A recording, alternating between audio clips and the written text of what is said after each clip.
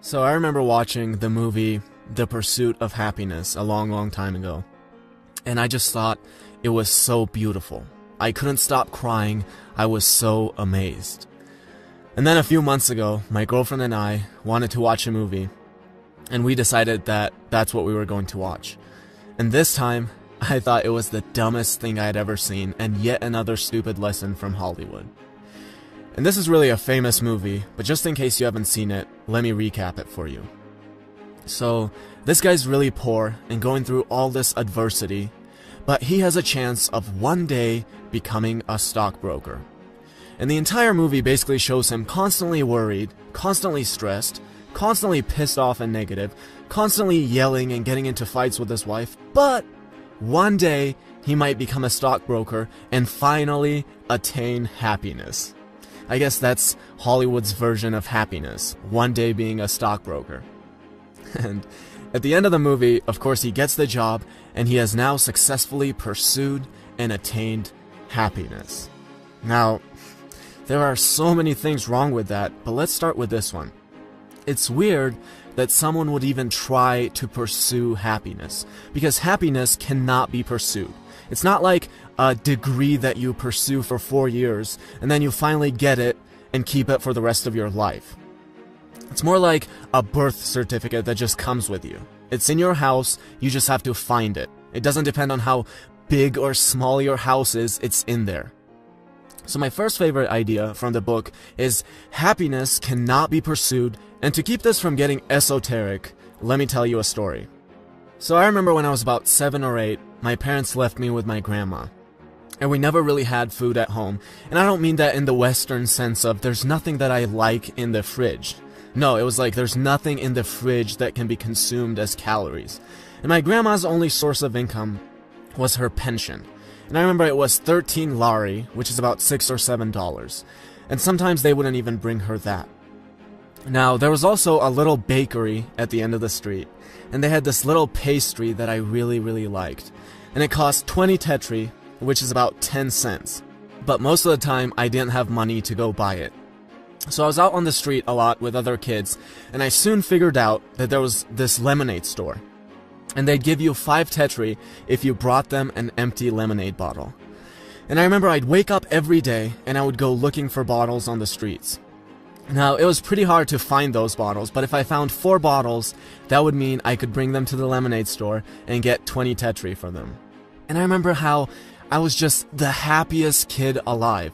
Every time I found a bottle, it was like the happiest moment of my life. Every time I went to the lemonade store and collected my 20 tetri, it was an unbelievable feeling. And finally, I would go to the little pastry store, and I would buy my little 20 tetri pastry, and I would just sit out on the sidewalk and just enjoy it.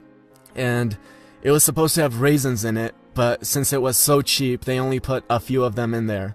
And I remember the occasional raisin bite and how I felt like the happiest kid alive. Now contrast that to today. There have been times where I'm eating a $100 steak and I'm pissed off and unhappy because I ordered a medium well, but this looks more like a medium.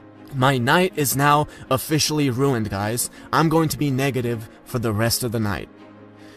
Now, I'm not here to tell you that the stale, bland, 10-cent pastry is better than a $100 steak. I have a preference for the steak. There's nothing wrong with improving your life and being able to experience more. But that's all it is, just the ability to experience more. What I will guarantee you is that you either cultivate the ability to be happy and are able to be completely happy where you are right now, or I promise you there's absolutely nothing around you that you can chase to attain happiness. Going from a 10-cent pastry to a $100 steak is like going from having to take the bus to owning a Ferrari. Now, I'm going to say this again. Yes, it's okay if your preference is driving a Ferrari over taking the bus, but remember, all that does is just let you experience more. That's it. So you're either happy on the bus right now, just like you'll be happy when you have the Ferrari, or you aren't happy on the bus right now, and you won't be happy in the Ferrari. And you know, I look at my life right now, which is really, really good, but I also think of what it's going to be like in 5 years.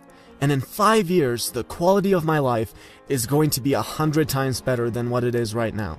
It'll literally be like going from the 10-cent pastry to a $100 steak all over again. But I have to keep reminding myself that I'm either going to be completely happy with that pastry right now, just as I'll be completely happy with the $100 steak in 5 years, or I'm not going to be happy right now, and I'm not going to be happy in 5 years. My second favorite idea is that there's a stimulus, which is what happens to you and you can't control, and then there's a response, which is what you do about it, which you have full control over. But we treat the response like we have no control over it. It's just completely automatic for most people. Something bad happens to you, you automatically get pissed off. But the reality is, you don't have to. You have complete control over it. Doesn't matter what kind of stimulus you're presented with, no one can ever take away the ability for you to choose whatever response you like. So let's say you're in the kitchen, and you break a bunch of new plates that you just bought. Now, what's the automatic natural reaction? Getting pissed off, right? You have to clean it up now. Plus you broke a bunch of plates that you just bought. Or, what could be your other response? Cool, it's just a bunch of plates, it's not a big deal, it's actually great because it's giving me an opportunity to not get pissed off by the stupidest little things. Like, you can have gratitude for breaking the plates and having the opportunity to practice your virtue. Remember, you can pick whatever response you like. It's all up to you. Someone puts you down? Great! You're one step closer to not caring about what people think of you. Or you can go home and cry about it. It's all up to you. All the kids I grew up with, including myself, went through a lot of adversity. You know what happened to most of them? They turned into alcoholics and drug addicts. You know what their excuse is? I had to see my dad beat my mom. My parents never had time to take care of me. I was so poor, I had no opportunity. You know what my reason is for the very humble accomplishments I have at 22 years old? The exact same thing. There's no way most people are going to have the same work ethic as me.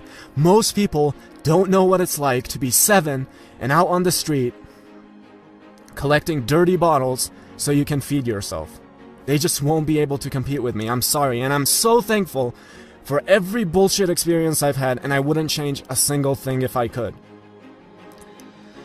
Remember that there's a stimulus which you can't control, but the response is all up to you.